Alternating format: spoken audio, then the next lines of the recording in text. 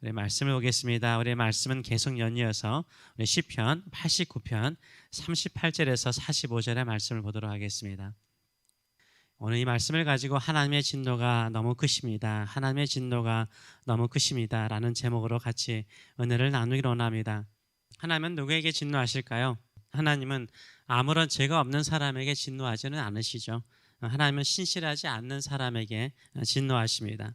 하나님과의 언약을 맺고 하나님의 말씀을 따라 살기로 약속한 사람이 신실하게 하나님의 언약을 지키지 않으면 하나님께서 화를 내시죠.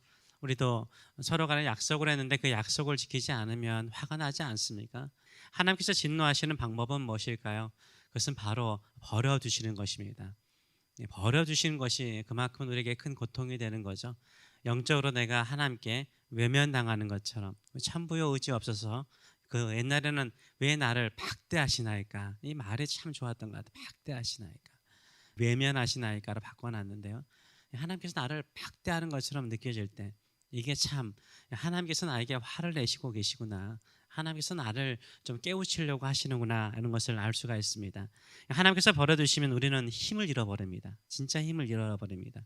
힘을 잃어버리면 모든 것을 빼앗기죠. 그리고 점점점 쇠퇴해져 갑니다.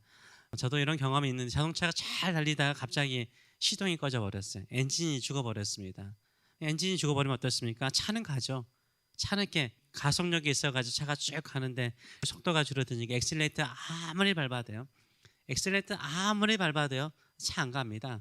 시동이 꺼져서 죽어버리면, 엔진이 꺼져서 죽어버리면 내가 엑셀레이터를 아무리 밟아도요, 속도는 점점점 줄어들어서 결국 멈추게 되는 경험을 한 적이 있을 것입니다. 다윗의 후손들이요, 하나님의 언약에 신실하지 못하였습니다. 그래서 하나님께서 분노하시고 버려두십니다. 버려두심이 하나님의 진노하심이죠. 38절에서 39절 말씀 보게 되면, 그러나 하나님께서 인자하심과 성실하심으로 그들과의 언약을 맺으셨으나 그러나 주께서 주의 기름 부음 받은 자에게 노하사 물리치셔서 버리셨으며 라고 말하고 있어요. 주님의 기름 부음 받은 자래요. 하나님께서 기름을 부어서 왕으로 세운 다윗의 후손을 말하는 거죠. 하나님께서 기름을 부었음에도 불구하고 하나님 앞에 신실하지 않으니까 하나님께서 그 사람을 리젝트 하시고, 이게 물리쳤다는 것은 리젝트 하셨다는 거거든요. 리젝트 하시고 버리셨다라고 말하고 있어요. 그래서 주의 종의 언약을 미워하셨대요. 왜 이런 언약을 맺었을까 좀 싫어하던 표현을 지금 쓰고 있습니다. 그의 관을 땅에 던져 욕되게 하셨나이다. 그 영광스러운 왕관을 땅에 던져서 왕되지 못하게 하실 정도로 그를 때리셨다라고 이야기를 하고 있습니다. 하나님께서 이 정도로 분노하신 것을 우리가 알 수 있습니다. 왜냐하면 다윗의 후손은요, 다윗과 같이 않았어요. 다윗과 같이 하나님께 일편단심으로 신실하게 하나님의 기쁨이 되기를 원하기보다는요, 계속해서 떠나가기 시작했죠. 그래서 다윗의 왕가가 쇠퇴하기 시작합니다.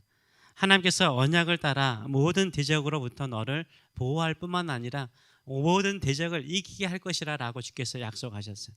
그런데 언약과 반대로 가는 거예요. 하나님께서 나에게 약속하신 언약과 반대로, 축복과 반대로 가는 거예요. 오히려요, 하나님과의 언약을 온전하게 지키지 않으니까 모든 울타리를 파괴하시고 요새까지, 지키는 요새까지도 무너뜨리게 하십니다. 그리고 지나가는 모든 민족들에게 그 좋은 것들 다 탈취를 당하게 하였다라고 말을 하고 있습니다. 40절에서 41절의 말씀 보게 되면 그의 모든 울타리를 파괴하며, 보호하는 모든 울타리를 다 파괴해버렸어요. 포도원의 울타리도 다 파괴해버리시고, 자신의 가족을 지키는 성벽도 다 파괴해버리시고, 심지어는 요새까지도, 마지막 남아있는 요새까지도 무너뜨리셨으므로 길로 지나가는 자들에게, 심지어 나그네들에게까지도 다 탈취를 당하며 그의 이웃에게 욕을 당하나이다 라고 말하고 있어요. 하나님께서 약속하시기를 원수들을 이기고 제압하는 힘도 내가 주겠다라고 약속하셨는데, 그러나 오히려 대적들의 손에 넘겨져요. 내가 무기를 가지고 싸우려고 그래요. 이기려고 그래요. 그런데도 불구하고 내가 가지고 있는 무기가 무기답지가 않아요. 무기가 둔하다는 거예요. 칼날이 날카로워야 적을 베릴 수 있는데 칼날이 둔해졌어요. 결국 전쟁에서 패하게 된다라고 말하고 있어요. 42절에서 43절 말씀 보게 되면 주께서 그의 대적들의 오른손을 높이시고, 오히려 대적이 나보다 더 힘이 센 거예요. 그들의 모든 원수들은 기쁘게 하셨으며 내가 기뻐해야 되는데 원수들이 더 크게 기뻐한다라고 말하고 있어요. 그의 칼날은 둔하여서 하나님의 백성들의 칼날은 둔하게 하사 그가 전쟁에서 더 이상 버티지 못하게 하셨나이다라고 말을 하고 있어요. 그러므로 인해서 하나님의 언약 백성일지라도 점점점 부강하고 흥황하는 것이 아니라 오히려 쇠퇴하고 무너져 가고 있는 모습을 보여주고 있습니다. 한때 영광이 있었죠. 다윗과 솔로몬 시대에 가졌던 그 영광의 나라는 이제는 기억된 지 오래고요. 젊은 시절처럼 왕성하게 부강했던 그 모든 영광은요 사라지기 시작하였다라고 말하고 있어요. 오히려 수치와 부끄러움을 당하게 되었다라고 말하고 있습니다.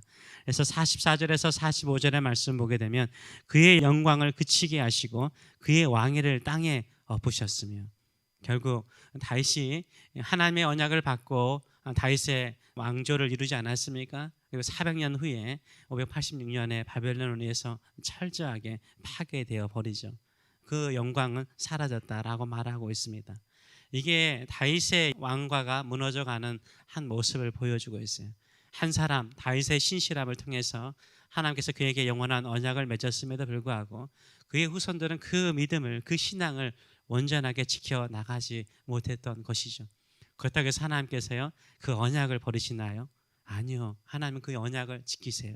영원토록 지키십니다. 그런데 뭐 하신다고요? 어제 나눈 것처럼 회초리, 채찍으로 징계하시는 거예요. 우리가 사랑하는 자녀들을 징계하듯이요 하나님께서 징계를 하세요. 그런데 그 징계가요 혹독해요. 혹독해요. 그래서 하나님이 벌어두시면, 하나님이 도와주지 않으시면, 하나님께서 함께하지 않으시면, 하나님께서 나의 보호자가 되지 않으시면, 하나님께서 나를 지켜주시지 않으시면 얼마나 비참한가를 가르쳐 주세요. 그럼을 통해서 어떻게 하는 거예요? 살아있는 성도는요 언약의 백성은요 하나님을 기억해요. 하나님께 돌아오기를 구하죠. 그럴 때 그 사람에게는 하나님의 놀라운 회복의 역사가 일어나는 줄 믿습니다. 하나님께서 도와주시는 줄 믿습니다. 아무리 바벨론으로 저 먼 땅으로 끌려가더라도요, 포로로 끌려가더라도요, 하나님께서 왕의 마음을 움직이잖아요. 하나님께서 역사하시잖아요. 페르시아 왕의 마음을 움직여서, 고레스의 왕을 움직여서 돌아가게 하잖아요. 예배를 드리게 하잖아요. 성전을 세우게 만들잖아요. 잃어버렸던 모든 성전의 기물을 가지고 돌아오게 만들잖아요.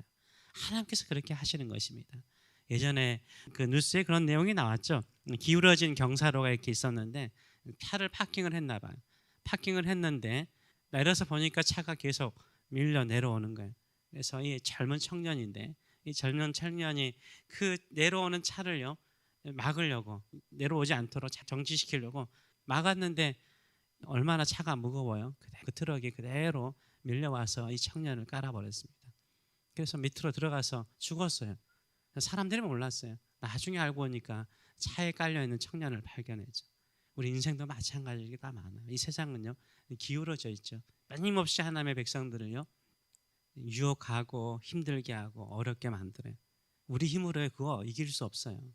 우리 힘으로 그것들 이길 수 없습니다. 하나님이 도와주셔야 돼요. 하나님께 도움을 구하고 하나님께 은혜를 구하면 반드시 하나님께서 도와주실 줄 믿습니다. 어느 아버지가 어린 아들에게 네가 최선을 다하는 게 뭔가, 그래서 큰 돌이 있는데 그 돌을 한번 옮겨보라는 거예요. 최선에 대해서 교훈하기 위해서 그 돌을 한번 옮겨보라는 거예요. 근데 그 돌은요 어린아이가 혼자 옮기기가 너무나 힘들었어요. 네 아이는요 최선을 다했어요. 자기 힘껏 그 돌을요 옮겨보려고 했어요. 안 되는 거예요. 아무리 해도 안 되는 거예요. 그래서 어린아이가요 아빠한테 왔어요. 아빠, 내가 그 돌을 옮겨보려고 했는데 안 됐어요. 너는 최선을 다했니? 아들한테 물어봤어요. 어린 아들이, 아빠, 나 몇 시간 동안 최선을 다했어. 내가 할 수 있는 힘 다 써서 최선을 다했어 라고 말을 했어요. 근데 아빠가, 너는 최선을 다하지 않았어 라고 말했대요. 왜요? 저는 내 힘껏 힘을 쏟아서 이 돌을 넘기려고 했는데 왜 내가 최선을 다하지 않았어요? 아빠가 뭐라고 말했을까요? 너는 아빠에게 구하는 마지막 최선을 다하지 않았어 그랬대요. 아빠에게 도움을 구하는, 이 아빠 나 좀 도와줘, 이것도 최선인 거예요. 자기 힘으로 다 하는 것이 최선일까요? 내 힘으로 다 이기려고 하는 것이 최선일까요? 아니에요. 우리에게 남아있는 마지막 지선은 뭡니까? 하나님께 도움을 구하는 거예요. 나의 아버지, 나의 하나님, 나의 반석, 나의 구원자 되신 하나님께 도움을 구하여 최선으로 주 앞에 나가시는 저와 여러분 되시길 축원합니다. 그러면 잃어버린 모든 것들을 회복시키시는 은혜로 우리를 축복하여 주실 줄 믿습니다. 아멘. 기도하겠습니다.